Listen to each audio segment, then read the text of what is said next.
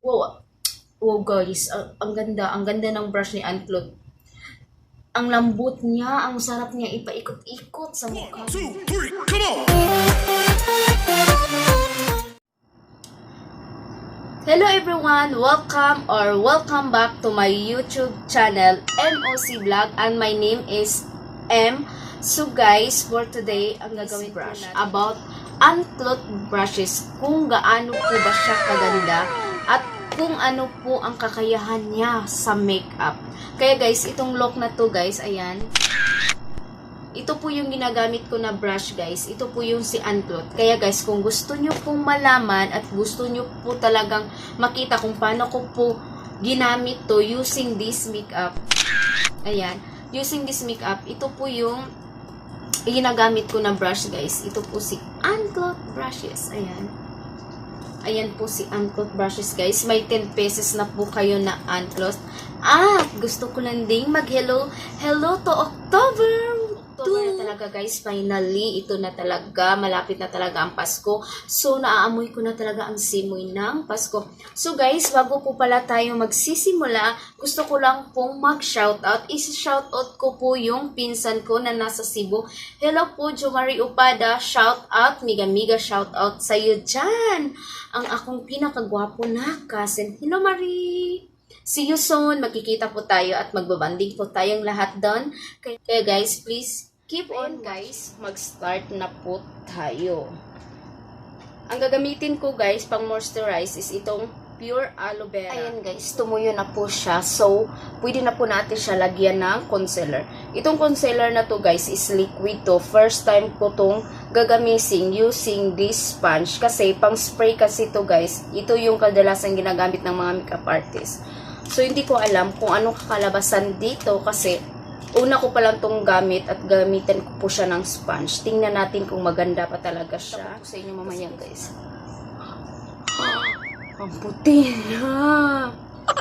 Ang puti niya. Ano ba ito? Kailangan talaga siya guys na madali ang blend. Kasi, ayun. Ayun na guys, ang puti niya. Saan ba ako? Parang ako multo nito Kasi, ang resulta niya guys, parang, ayan po yung resulta niya. Parang hindi ko siya gusto. Tingnan natin mamaya kung magsiset pa talaga siya. Ayun guys, nagde-dry po yung lips ko. At ang ginagamit ko is pure honey. Honey lang yung pinapahid ko sa lips ko guys. Kasi nagde-dry po siya. Ayan siguro guys, proceed na po tayo sa kilay. Ang gagamitin ko pang kilay guys. Ito po yung brush na gagamitin natin. Ito po yung brush ni Anklot. May 10 pesos po kayo na brush. At guys, nagustuhan ko po to yung lalagyan niya guys. Kasi transparent po siya. At ayan po yung kulay niya guys. O, sobrang ganda. Gold. At nabili ko po to guys. Ang totoong price po dito guys is 699 or oo, 699. Tapos, nabili ko na siya sa Shopee is 800. Around 800 na kasi nag-shipping fee po ako. Ito po yung susubukan natin guys. Ito po yung subukan natin guys kung ano ba talaga, maganda ba talaga yung brushes ni Anklot. Kasi guys, ito kasi yung pinipilahan ng karamihan. Ito po yung gusto ng karamihan. At isa na ako doon. Nangarap talaga ako na magkaroon ako ng brush ni Anklot. Kasi dati kasi guys, yung brush niya na una, hindi po ako nakabili kasi nag-sold out yun. So ngayon, inaabangan ko siya. Finally, ito na, nandito na. Ito po yung gagawin natin guys sa pag-make up ngayon. Tingnan ko po to guys kasi nasanay po ako talaga guys sa mga brush na mga maliliit. Ito kasi guys, malalaki po siya. Ayan, tingnan nyo po yung lagyan niya. Ang ganda. Transparent. Pwede po niyang yung lagyan ng mga makeup while nagta-travel po kayo. Ito po yung mga brushes niya guys. Ayan, may mga lalaki at may mga maliliit. Ayan. Subukan natin guys at sasabihin natin kung anong maganda ba siya o hindi. O, ayan na. Ito po yung pagkilay niya, guys. Ayan, di ba sobrang niyang ganda, guys. So, ayan, guys. Siniset ko na yung foundation. So, kailangan ko po siyang lagyan ng, maglagay po ako ng powder. Na to, guys. Hindi ko alam kung maganda ba siya tingnan sa camera. Kasi, ang kasi niya, guys, sobrang niyang matte. Ang matte niya, ang dali talaga niyang, guys, ang dali niyang mag-set sa mukha. Ito yung powder brush. Alam niyo guys, sa brush ni Unclot guys, sobrang niyang laki at ang lalambot. Gustong gusto ko siya. Tapos, hindi ka na mahirapan kasi may mga pangalan na bawat brushes. So, maganda siya, no? Ayan, malambot siya. Sobrang, so, ito guys, kahit oily skin ako, ginamit ko guys si Creamy Glow sa powder. Kailangan ko siyang lagyan lahat guys kasi sobrang niyang guys, sobrang niyang ba tawag nito eh? Sobrang matte niya. Ayoko sa ganung mga foundation. Pero guys, hindi mo na kailangan guys magbe-bake nito kasi na siya guys, ang matte na niya. Ayan. Wow guys, ang ganda ng brush ni Unclot. Ang lambot niya, ang sarap niya ikot-ikot sa mukha mo. Alam mo guys, sobrang guys, tingnan nyo, sobrang laki niya. Parang malaki siya sa mukha ko, pero mas maganda to kasi malaki po yung guys, magagamitan niya. Malaki yung, isang buong pisngi ko guys, kaya niya ikutin. Ayan, so sobrang laki niya. Lalagyan ko ng concealer. Para magsiset talaga siya guys, kailangan ko talaga siyang unahan ng powder. Ayan. Diyan mo lang lagyan. Kasi, diyan ang ko guys, dito yung ko guys, problema talaga guys. Kasi dahil sa puyat.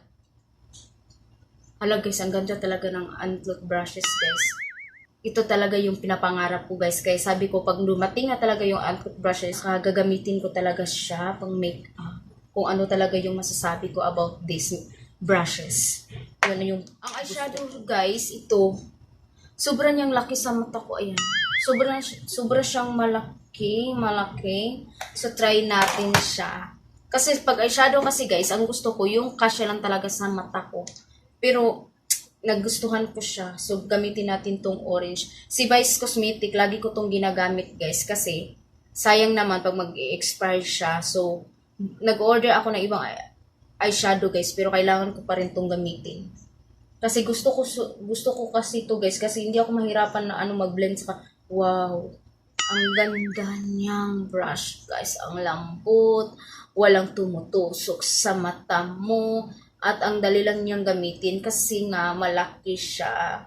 Yun ang kagandahan sa brushes guys. Pag malambot siya at saka malaki siya, kahit parang malaki siya sa mata mo, pero maganda naman yung quality niya. Caring na yan.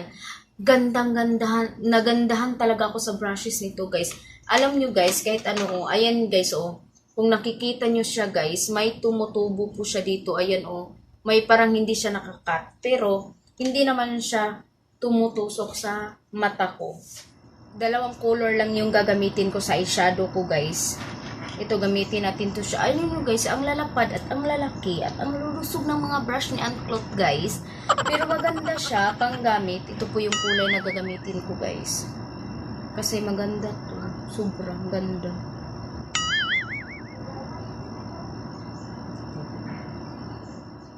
So, maglagay tayo itong kulay na ito. Itong parang orange po siya na kulay. So, maglagay po tayo ng eyeliner. Iberbelina. Si Iberbeline. At next guys is liquid eyeliner. So, next po natin gagawin guys is magko-contour po tayo. Gamitin po natin yung pang-contour na ni Unclot brush din. Sobrang laki. So, subukan natin to. Ang pang-contour niya. Ah! Sobrang pigmented. Ano ba ito? Curline na ito. Na lahat yung nagamit natin guys. Ayan. Dalawang malaki at lahat ng maliliit ay nagamit ko na siya. So, puro lahat nagustuhan ko sila. Pero guys, ayan may mga hindi pa talaga siya natatapos na putulin. Bakit ganun? Pero, good news guys, kasi hindi po talaga siya tumutusok sa mga mata. Contour ng nose. So, magkukontour tayo ng nose.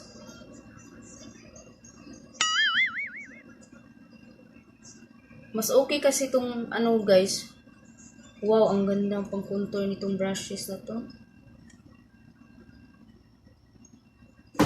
Ayan. Mas okay to siya pang contour kasi ano siya guys, malaki. Sobrang niyang malaki. Kailangan na natin i-blend. Ito po yung pang blush niya guys. Subukan natin siya. Excited ako masubukan to. Kasi, ganito po ako mag-blush yun guys. O, ganyan. Para kunwari mistisa talaga. Ayan. Wow, ang ganda. Wow, sobrang lambot talaga sa mukha. Ayan. O, see? Kitang-kita talaga. And ganyan talaga ako mag-ano guys, mag-blush on. Isasali ko dito sa may ilungan. Para ano siya, para ano makita talaga siya na mistisa talaga ako, nagpipink yung mukha ko. Ayun, ganun po yung effect. Kaya ang ganda talaga. Ayan, di ba? Ayan, di ba guys? Para lang akong namula. Para lang akong mistisa. Mistisa ko no. Ayan. So, alam mo guys, yung foundation, so, pag nagsisit na pala siya sa, sa mukha mo guys, sobra na niyang ganda. Sobra na ng kinis talaga ng mukha mo. Tayo, ang gusto ko talaga guys, ito si Vice Cosmetic na highlighters nila. Sobrang ganda niya. Ito si Superstar. Ayan. Gamitin natin to guys. At ito pa rin yung gagamitin natin guys, kasi ako nakakaito sa pangalan. At, ayan, mag-lipstick na po tayo, guys. Ang lipstick po natin, ayan. Ito, mag-left line lang ako. Gamitin ko to siya. Bango to din, marang candy. Caroline. Caroline, hindi. May bilin to. Oh, guys, ayan na po yung lips natin. At, kailangan nating lagyan ng highlighters sa ibabaw ng lips natin. Mas maganda, guys, kung kamay na lang ang gamitin nyo. Para sure ball. Papatong talaga dyan. Ayan, oh. At bago ko po makakalimutan guys na parang sigang-siga yung mata ko, lagyan ko po siya dito. Ito yung maliit na kamay. Ito yan, si BB Finger. Ayan. Lagay natin dyan para kunwari gising na gising tayo kahit hindi tayo natulog. At bago ko po makakalimutan guys, maglagay po tayo ng mascara. Ito din yung pinakamahalaga guys, si mascara. Para complete po yung makeup natin for today. Dahil October ngayon, dahil i-welcome po natin ang October natin ngayon, maglagay po tayo ng piluka. Itong piluka na to guys, kailangan na lang natin itong pagtiisan kasi hindi pa talaga dumating yung ibang piluka na in-order ko. Itong piluka na to guys, is pilok po to ng kanding. Ang hahaba po niya.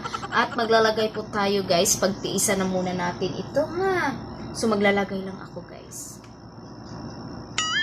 Oh, see? Ayan na, guys. Ayan na yung pilok natin, guys. O, ayan. Ayan, guys. Tapos na po yung piloka ko. At, guys, babalikan ko po kayo, guys, ha. Aayusin ko lang yung buhok ko, guys. So, guys, I'm back. Ayan na po, guys. Ito na po yung look ko. Ayan. Pagkatapos ko po i-curl yung buhok ko guys ng konti. Ito na po yung kakalabasan sa brushes ni Ann Cloth. Kung gaano po siya kalinis. Ito na po guys. Oh, ayan.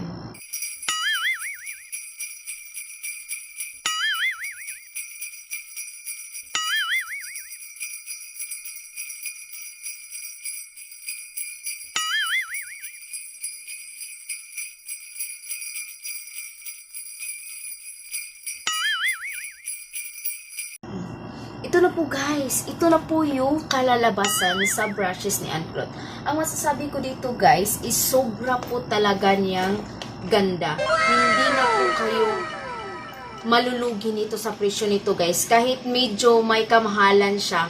Pero guys, para po niyo siya guys sa mga ibang brushes, medyo mura po talaga to si Ann Cloth guys. Sobrang mura po talaga niya. At may 10 pieces na po kayo na brush. At ang ganda. At ang lalagyan niya guys, ang gaganda. Pwede niyo po siyang gamitin kung magta-travel kayo. Pwede niyo pa po siyang lagyan dito na side ng lipstick, concealer, kung ano pa yung mga gusto niyong ilagay. Ito na guys, kompleto na po siya. Malaki po yung bag niya. Sobra ko talaga siyang nagustuhan. So, dahil ngayon guys, dahil October ngayon, o diba, ito po yung look natin for October. Ayan. O diba, ang ganda ng brush ni Ann Cloth guys, no? Kaya guys, dito lang po nagtatapos ang ating Ann Cloth brushes makeup. Dito lang po tayo nagtatapos guys. At Guys, Thank you for so much for watching. I hope you like this video, guys. And please, guys, don't forget to like and subscribe my YouTube channel. And don't forget to click the bell button para ma-notify kayo sa mga bago kong vlogs. Kaya, guys, thank you so much for watching. I hope you like this video. Bye, everyone. God bless you all. Bye!